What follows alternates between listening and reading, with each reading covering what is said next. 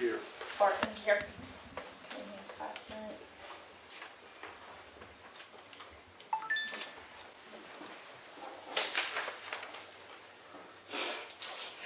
And we have a motion to approve the minutes of January 7th.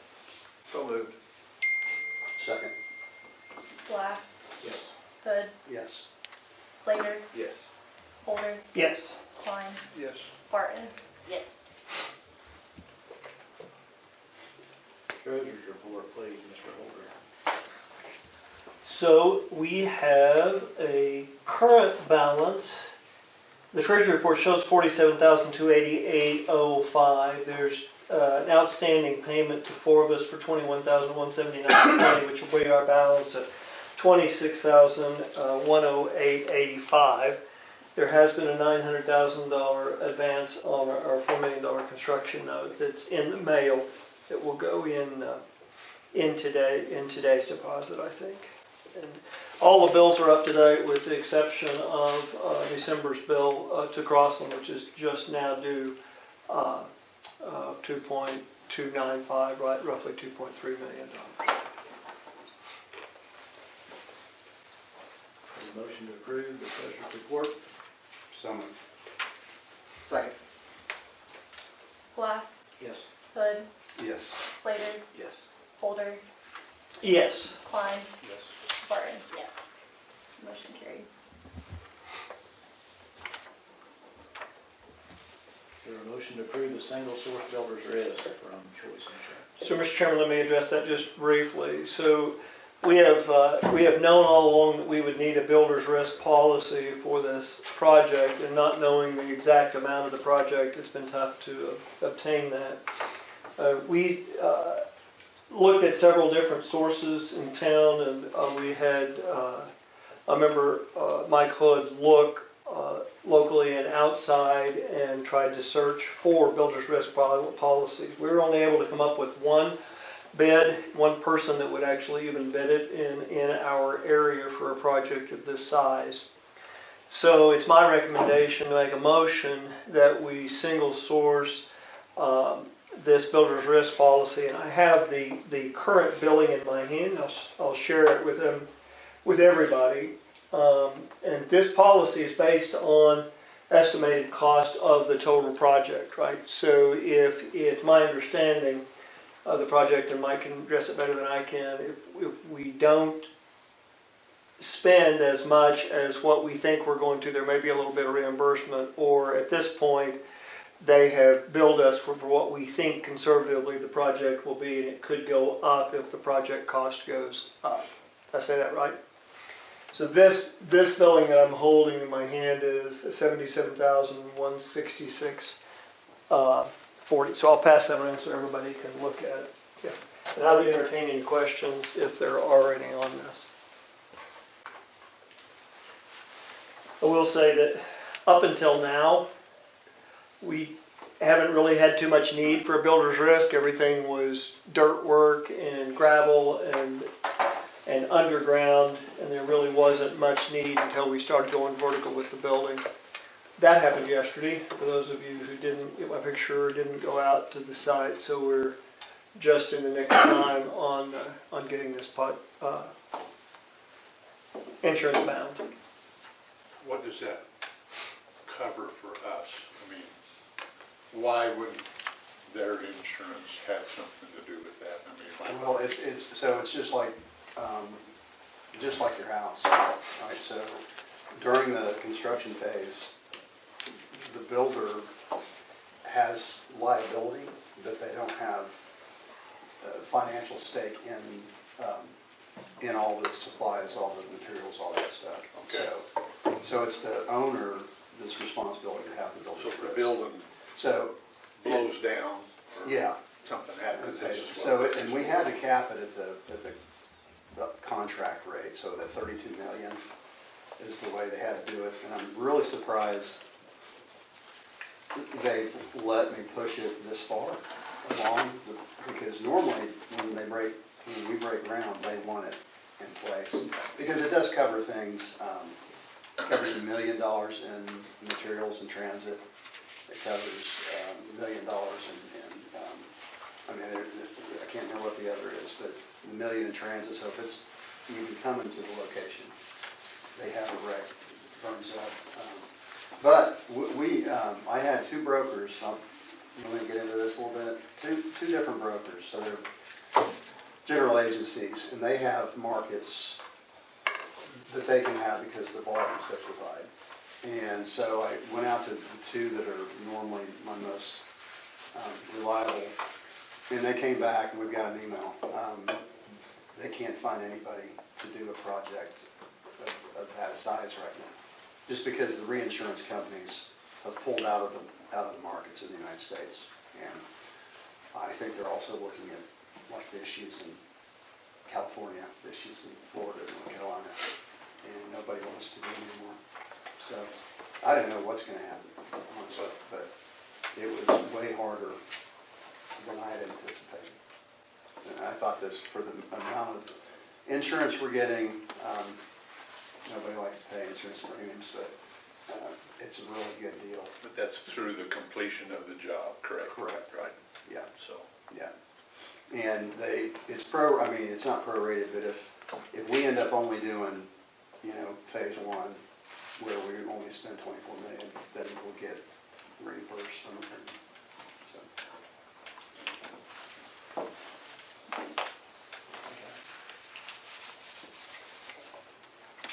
So, Mr. Chairman, I'll make a motion to accept the single source builder's risk policy from Choice Insurance.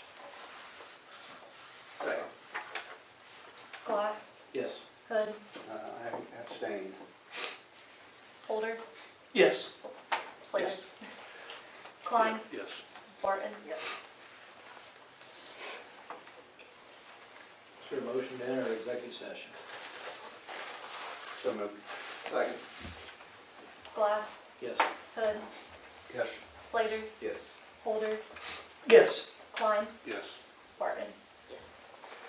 Mr. Chairman, I would add.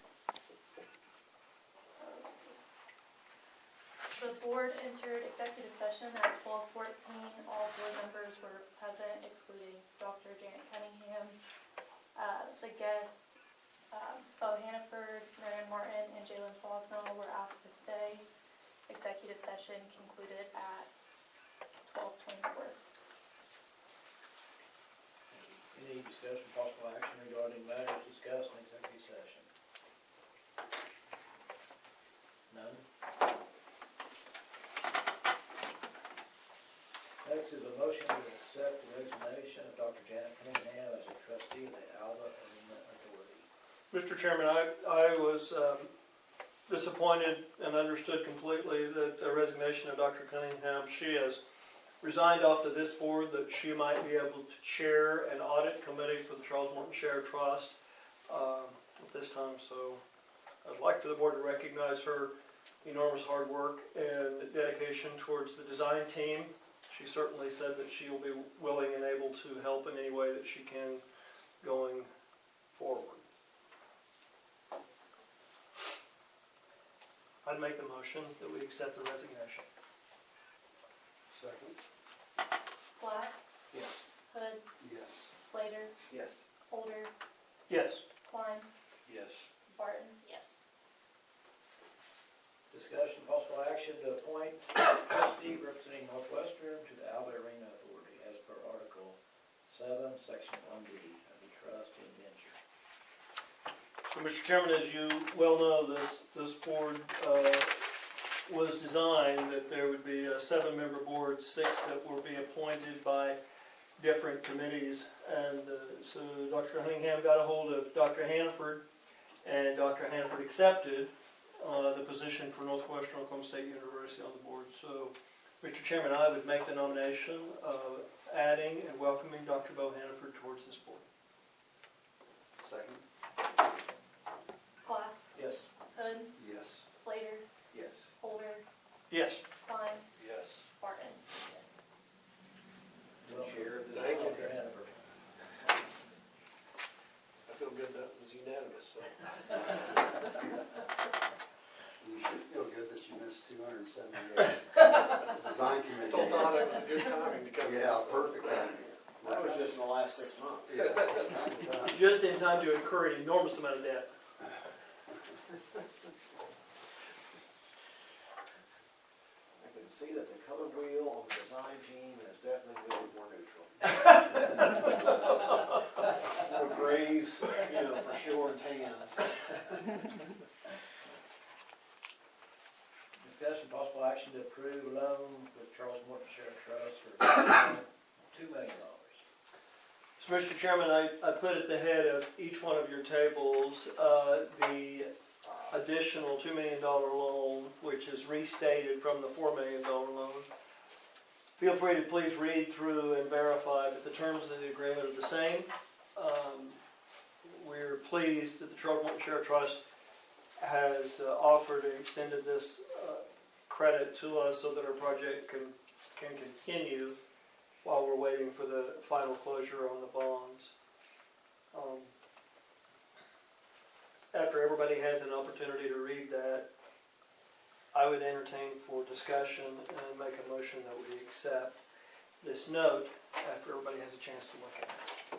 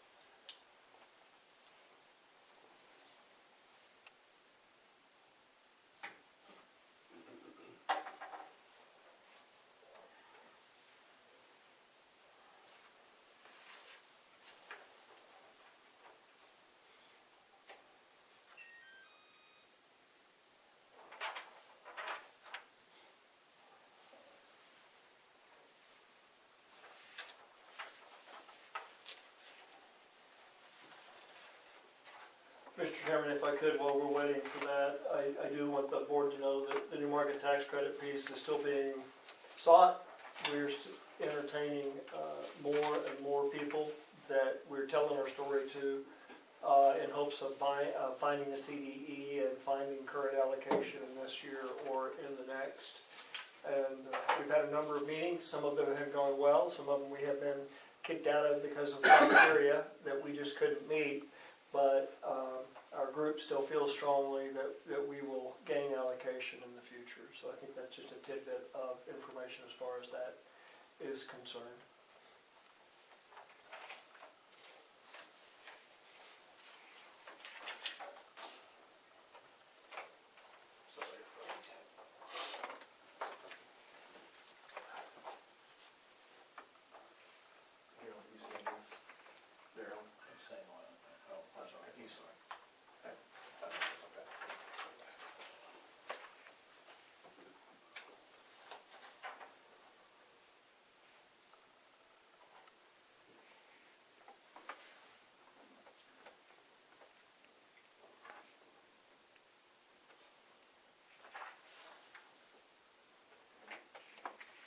The design committee did a good job of picking the color of the steel. I think it'll work well with the rest of the architecture on the project. We appreciate that. Studying long and hard on that. Those are steel came through the cone yesterday. Through the color? No, on the drive top, on that north of the cone. Oh, really? On that rough road, surprised it made it. Guarantee it's It was definitely. gray steel. It's good steel, I it's said that's where they were heading.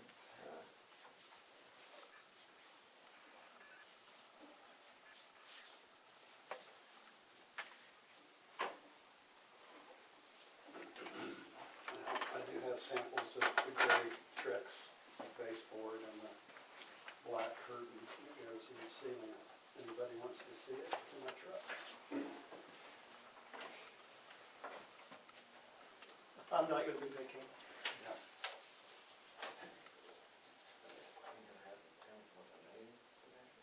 Todd, you made a motion? I did make the motion. We accept the addition of $6 million. There's a second. Yes. Glass, Yes. Hood, Yes. Slater, Yeah. Holder, Yes. Klein, Yes. Barton, Hannaford. Yes. Discussion, possible action to approve subordinated debt for the Charles Morton Share Trust. So, Mr. Chairman, as we've talked in the past about the way that we're going to structure the bonds, and in talking to bond counsel and seller of the bonds, based on the fact that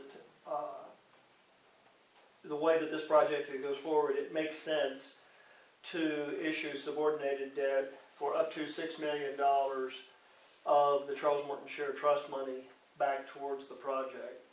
The Charles Morton Share Trust has accepted the issuance of sub-debt on that, and so I would bring that back to this board. Now, I don't have any paperwork in front of us today to do that. Bond counsel will create that, but this board needs to for sure understand that sub-debt or subordinated debt is it's the low man on the totem pole, right? So the GO bonds, the bonds that will be created, the double tax exempt revenue bonds are going to be, or the double tax exempt bonds will be senior debt, so they will have the highest priority. They will contain the mortgages and the hooks to the Charles Morton Share Trust for making the payments. The sub-debt will come after the bonds are completely paid off. The interest would come after the payments on the bonds have made and after there's a proper allocation of funds for the next year's bond payment.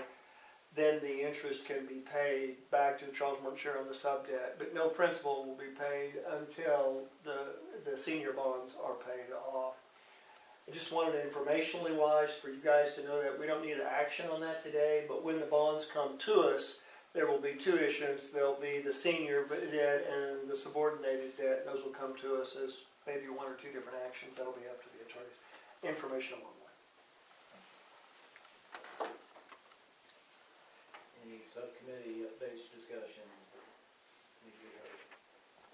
You want to Yeah, Mike and I, we need some input on what are we going to name our facility. And so we're at the point where we're talking about names and signage and those types of things. And so, you know, the name, I don't know where it had arisen from, but it was Salt Fork Arena or Salt Fork. I like Salt Fork Event Center at Mackey something, at Mackey Gardens, Mackey Place, Mackey something. I think we need to include the Mackey in there somewhere. But I like Salt Fork Event Center. we got a sample sign, and that's what it was. But not with the Maggie. So I guess What on that? Sounds like a design committee problem to me. So, I was gonna ask. you got this, pal. Take the long The road. color's gonna be black or green of the signage, so we've got that decision there down to two, so. Well, I think it's black was the kind of what it was. That was pretty, Okay, pretty, so we narrowed that down even further, we just need the words. yeah, so. Couldn't we, I don't want to muddy waters, could we use the Mackey as far as a particular part of the building, like the Mackey Arena? Have that there, and then, because Salt Fork Event Center might get a little bit busy as far as the name goes, but it might get lost if we could just, like they do, like at the hospital, or pick a room, and say, this is the Mackey room, or Mackey Arena, or the, I just think the name need to be there somewhere. I don't care where. I just think we need to include their names. I agree with you. I like that idea as well. I really like Salt Fork Event Center. Really think that has a nice ring to it. It doesn't isolate us as far as location necessarily, leaves it very neutral. And still gives the opportunity for naming rights. If somebody wants to come in and have naming rights underneath that, or on top of it, it can be, which, listen, I'm looking for anything that might generate revenue towards the project, and I think naming rights are certainly out there, and now's the time that we'll see that, and they don't have to be permanent, right? So, I certainly like that. Like Boone Pickens Field at Lewis Stadium. No, it's Boone Pickens Stadium at Lewis Field. The Gaylord Memorial Stadium at Owen Field.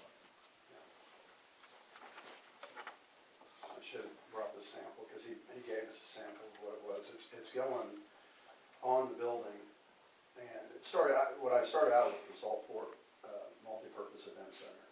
And he goes, gotta shorten that, because we're gonna have to stack it, made it smaller, and so he shortened it to Salt Fork Center.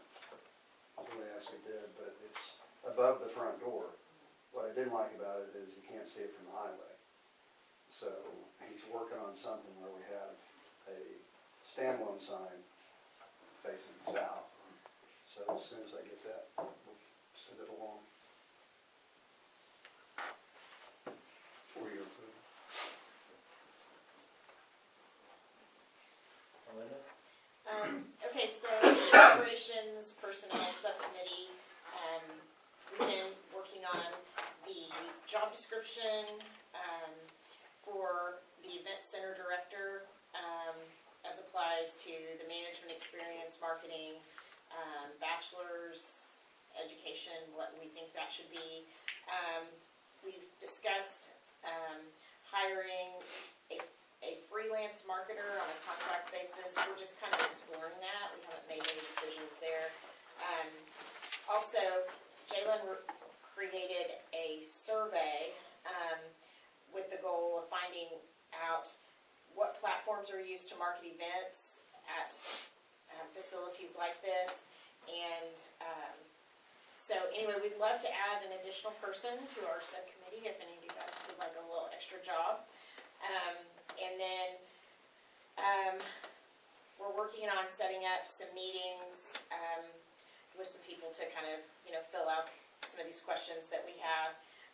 So anyway, we're underway. Hopefully this week or next week we'll be doing some of these meetings. So anyway, and have another good report for you next time. So. I think timing is of the essence, and that, we'll welcome anybody that wants to be part of that committee, but I really would encourage you guys to get outside people on the committee as well as inside, somebody that would have some experience in that, who is either an event coordinator, has done some event coordinating regionally, nationally, or an event participant that, and we've got lots of those locally that I think might be really good opportunities. I think that's some of who Sonia's talking bring to. I that just in. didn't want to say their name. Well, So, some of the people Sonia was talking about was Mark Falkenberry, and she was mainly talking about him for some marketing Yeah. intel. Rick Croft, she hasn't really given me too much information on what information she is seeking from him.